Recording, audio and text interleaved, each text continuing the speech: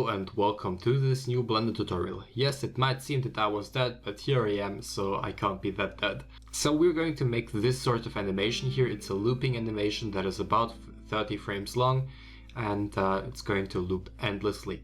This is a beginner level tutorial, so you will be able to recreate that yourself, non-regarding if you're opening Blender for the first time or the 1000th time. We're going to look into a new modifier which we haven't used on this channel before, so stay tuned.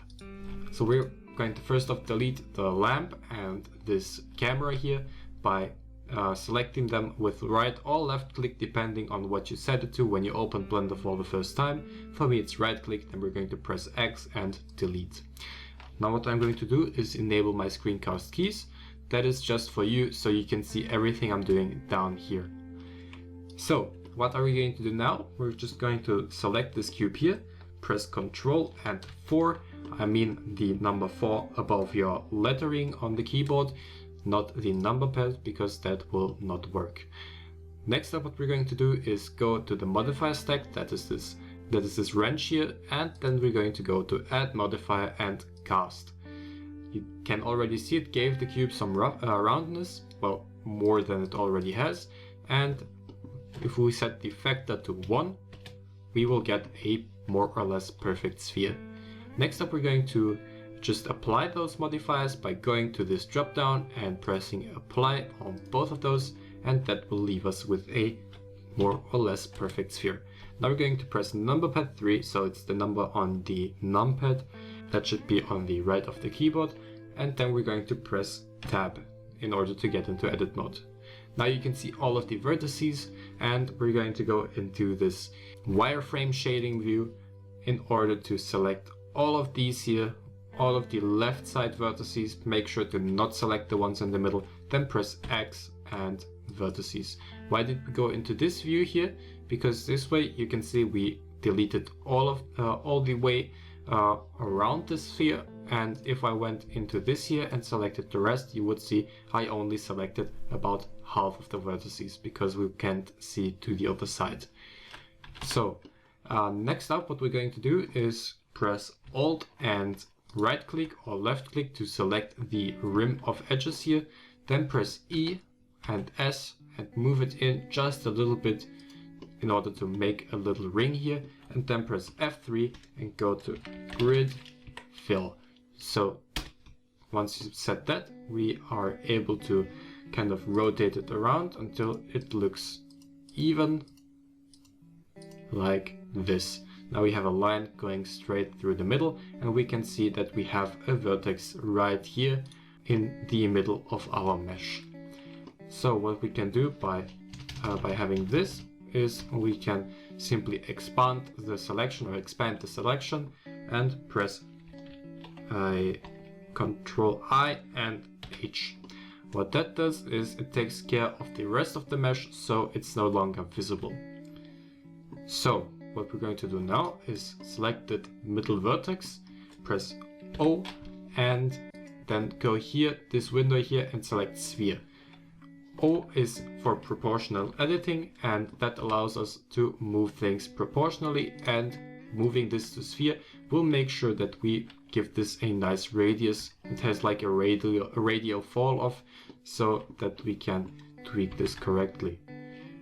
What we should also do is make sure that we are moving none of these vertices here, so we will just simply get the middle vertex and try to move it, and scroll up on the mouse until we see that we're only about moving the normal vertices here and have minimal movement on the outside. Of course, we will not be able to restrict the movement completely, but that is all we can do. Let's not make it too extreme and get a nice curve in here.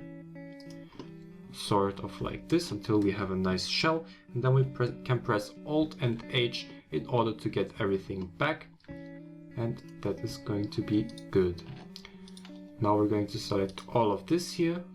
Just select those edges by going into the edge selection mode and just Alt Shift clicking around. Disable the proportional editing and press G and Y, and oops, we forgot to enable snapping, my bad. So enable snapping, go to this here, go to vertex, first S, Y, and then 0 to make sure that it's all on the same Y coordination, and then G for grab, Y, and then we should snap it to one of those vertices in order to get a straight line. Now what we can see is that we have like a sort of shell, which is pretty nice, and if we give this a nice bevel, you should be able to see that we get a nice beveling here. If we set this here to 3, we will have a rounded edge, but that is of course not what we want. We want just a very slight bevel like this.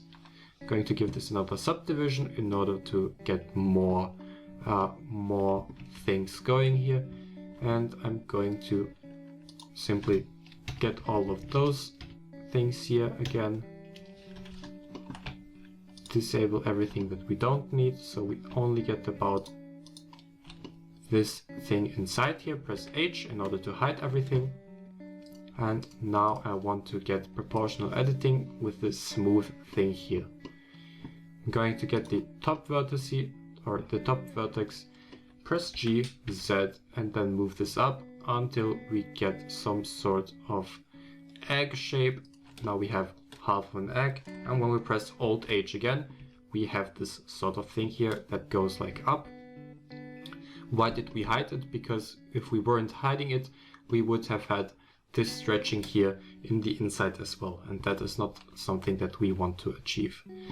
So now we're going to get another cube, give it a subdivision level of 3. You can either do that by pressing Ctrl and 3, or getting a subdivision surface modifier here and setting it to a value of 3. Now we're going to get a cast modifier, set it again to 1, and scale it in like so. Going to get the smooth shading by pressing W and shade smooth, and next thing we're going to do is simply get this here. By the way, let's apply both of those modifiers. Going to give this a subdivision of 2 again in order to get a little more smoothness, and here I'm going to get the simple deform modifier if I can find it. Here it is, simple deform, and the normal thing here is twist. Twist is actually what we want, but we don't want it along the x-axis, we want it along the z-axis. Now that doesn't change much except for the orientation of the rotation, and we're going to choose 360 degrees.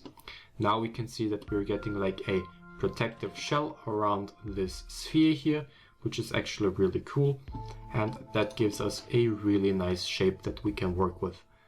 So if you were following along until now, you would know that this is exactly what we need for the animation, and that is all that we're going to do modeling wise. So next thing I'm going to do is simply parent the sphere to the outside shell by first selecting the sphere, then the outside shell, then pressing Ctrl and P, and then Object. Now if I move the shell, I'm moving the sphere as well, and if I scale the shell, I'm scaling the sphere as well. I'm going to apply the scale by pressing Ctrl A on both of those and then hitting on scale. What that does, it is reset the value on the scale panel. So if you can see, since we scaled this here, that also changes the scale on the right side, or this value here, and that is usually not good when having modifiers, like for instance the solidify modifier, which we're going to have enabled. What that does is, if I may show you, it gives this thing here a little edge, which wouldn't be there if we haven't had it enabled. So what I'm going to do now is simply leave it at 1 centimeter, I think. It looks good, and it's going to look a little bit thicker later on. So now for the next thing is, I'm going to grab this outside shell and move it up until it's resting nicely on the x-axis. That's the red line here. That is the middle ground, or the lowest point of the map, as you can see, and the center is not actually on the middle of the z-axis, but it's actually a little bit more on the right here.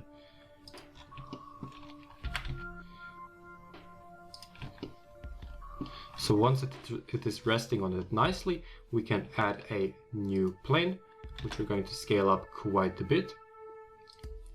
Next up, I am going to simply take those two corners, or those four corners actually, extrude them up by pressing E, and delete the center face. So we have like this little window here. Now what we're going to do is simply go to this tab here, go to, let's see, it's not actually that one, but this one here, and find face orientation. Now what we would find is that the blue side is on the outside, but what we actually need is for it to be on the inside. So we're going to press Shift N and press inside, and that is going to change the normal direction into the inside of the mesh. By the way, if you see some flickering, that is because of the modifier that we just gave the sphere. That is normal. It will resolve once you move a little bit closer, so it's nothing to worry about.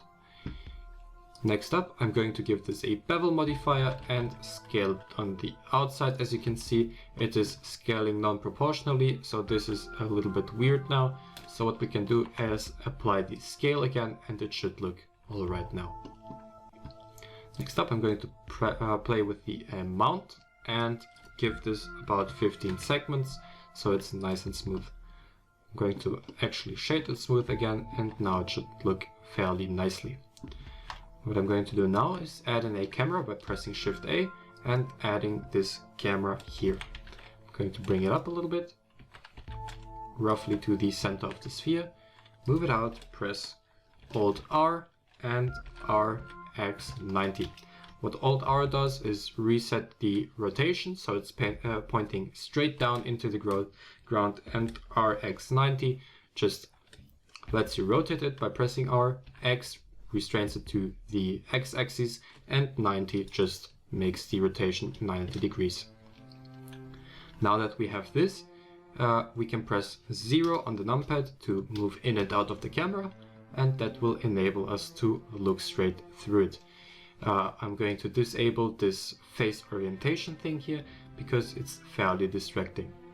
Now for the animation of this thing here, it's fairly easy. Let's just press I while having it selected and click rotation. Now we're going to go to frame 30 by restraining this to 30 and going to 30 here on the left side. You can see it moved the marker to frame 30. Press R, Z, and then 360. That is going to give us a 360 rotation. Just press I and rotation again. That is going to add another keyframe. It's those yellow things here. And now you should be good to go. If you press play, it's going to rotate, but you can also notice it's easing out and in of the animation, so it's not really a fluent movement.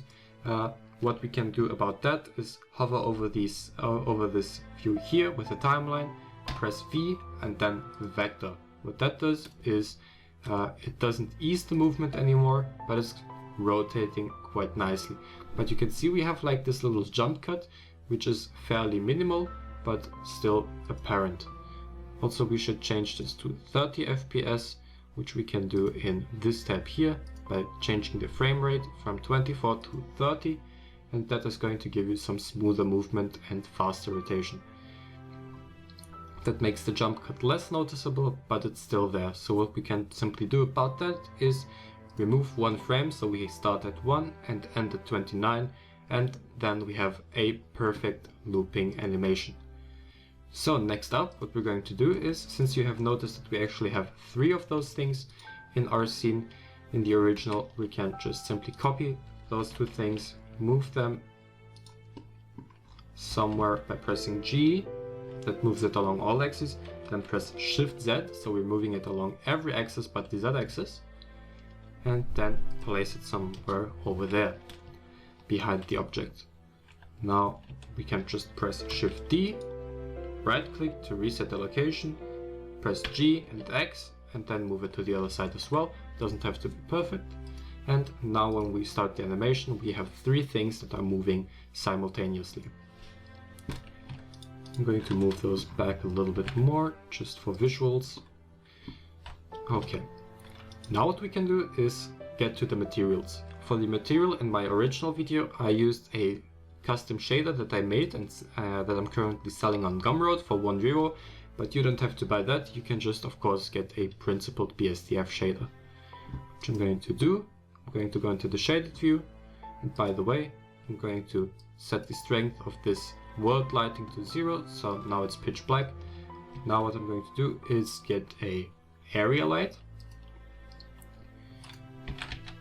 get it up, scale it up, and move it out on the x-axis. Just going to rotate it so that you can see something and adjust the brightness just about like this. Let's get this some really high value. Doesn't have to be perfect right now. Just change the rotation of the light. Once we switch to cycles, this is going to look a lot better, but just for show purposes, I'm going to keep this like this. I'm going to give this a, well, in the original I gave it a green and a green look, so that is what I'm going to do here as well. Just give the background the same material. I think in the original I gave this a very slight roughness, so 0.1 I think it was.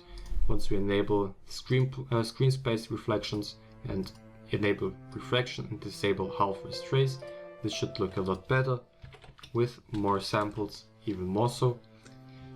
Now ambient occlusion should also refine the look, and now you can see that we have some reflections in the outside here. But what I'm going to do now is set this to cycles, and you can see that there is some magic happening. It's basically looking a lot better. Just enable adaptive sampling for faster rendering. Render and viewport should be at open image denoise if you have AMD cards. If not, you should use optics. So when we let this render out a little bit, you will be able to see that the quality improves over time, and you will be getting a nice image like this. Of course, it's a little blotchy, but you will simply need more samples, so you can adjust this here for the final render and this here for the viewport. But this is all we need for the viewport right now. So what I'm going to do is go into the shading workspace, go into render view again, give this a new material. I'm going to call it glass with one S or two, I'm not sure. I'm not a native English speaker. Okay, I'm going to give this a roughness of 0.01. Set the color to white, so value at 1 and everything else at 0. And give this here a transmission value of 1. I'm going to basically give this here the same material, so it's glass and glass. As you can see, we're getting some nice refraction and reflection in the glass ball, which is actually very cool. It looks like a little bubble. What we can do to color this glass is actually add in a volume node, so a volume absorption. Get the volume absorption into the volume, set this here to some color that you want. You can even give it a red color, bump this up to a crazy value like 100, and you will be able to see a slight reddish tint. Of course, red against green is not going to show up because it's almost opposite colors, but you can also see that in the rightmost reflection you will be able to see some redness. Although this looks really cool, advise using a complementary color, like for instance blue. This China blue actually looks quite nice, and the higher you set this density, the more darkness and more of the color you will be able to see in the dark spots. So once you are satisfied with this, I'm going to keep this at around 60 to get some brightness, but also some nice coloring in the reflections. You can also, by the way, tweak this by adding more thickness to this. So if I was to add more thickness to this, you will be able to see more of the thing happening here, because the glass is thicker and therefore has more volume. So Control B and select all of this here again, and you will be able to see that this here looks already quite nice. You will be able to see also that this here is very dark, but that might change depending on the rotation of the glass sphere. As you can see in the middle now, it's not that dark anymore, so it really changes, as you can see also in the final animation. Okay, that's about it. All you would need to do now is change the output. You can choose to render it as an image sequence, which I always prefer, because if the render crashes, you will be able to stitch the things together and not lose the entire thing. But if you have a fast machine and will be able to render this on a good GPU, you can also use AVI JPEG or AVI RAW, but I would advise to use JPEG because the quality might be a little bit lower, but you also get a lot less file sizes, or a lot lower file sizes. So that is generally a lot better. You get a lot more bang for your money. But of course you will be able to use that as well. FFmpeg is basically MP3, which is commonly used along all of the programs. So you can choose if you want to have RGB or black and white information. H.264 is basically the normal MP4 medium, and the container could be MPEG-4. So MP4, and you should be able to and you should be good to go. The encoding speed, slowest, gives you the best results, but it takes the longest, and the real time basically gives you the fastest results, but it's usually a lot worse. So good is usually good to go, slowest is not really needed in my opinion. Now for the rendering, you need to set an output. You can set this to any folder in your system, and once you have done that, you can go to render and render animation. That is going to be it. You will be able to do everything you want and post it on social media. Also make sure to adjust the file size or the resolution.